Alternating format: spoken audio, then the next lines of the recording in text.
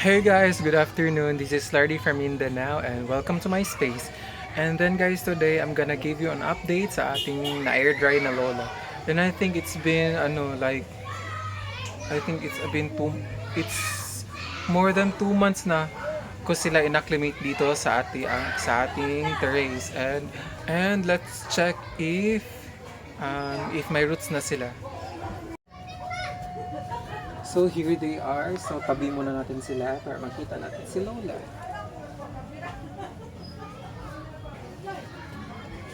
Ito sila guys.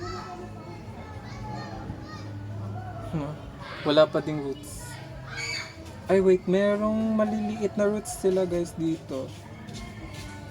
Medyo maliit lang. I think next week madami na to. So balik lang natin. Kasi magre-repat ako tomorrow tapos i-repat ko yung may mga roots na. Ito wala. Zero. Ito. Uy, may roots na. Ewan ko kung kita ba sa video. Yan, makita na, may roots.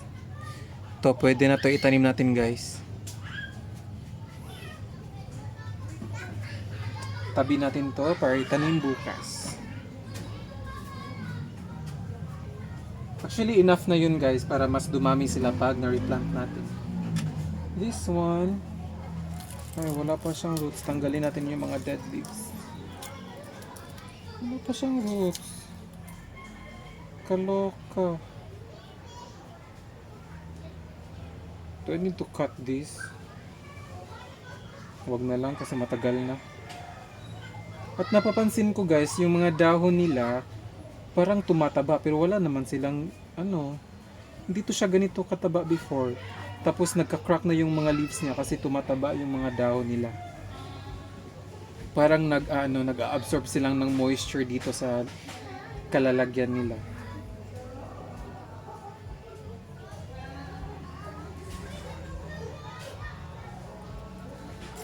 This one ay may konting roots na siya. I think pwede na to. May konting roots pero madami yung konting roots. You know what I'm saying? Basta alam niyo yung ibig sabihin ko guys. Pwede na to. Tanim natin to siya. Kasi kating-kati na ako itanim sila. Itong Lola. Kasi isa to sa mga favorite ko. Ito. Wala pa din. My God. Bakit ang tagal yung tubuan guys? Okay, balik natin siya. Kasi parang ayaw niya itanim natin. This one, wala pa din. My God, ang bagal. Excited na akong i-repat kayo guys, tapos hindi kayo hindi sila nagko-cooperate. Kaloka. Ito wala din.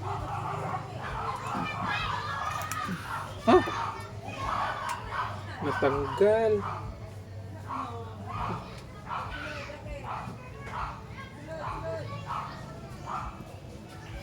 This one, wala pa din.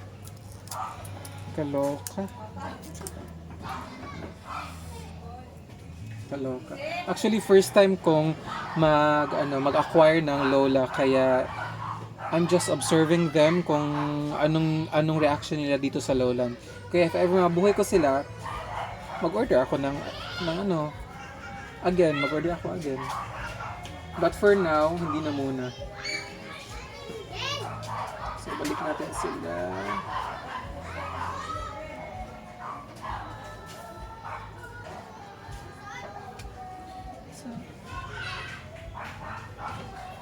So out of 1, 2, 3, 4, 5, 6, 7. Out of 9, 2 pieces lang yung may roots.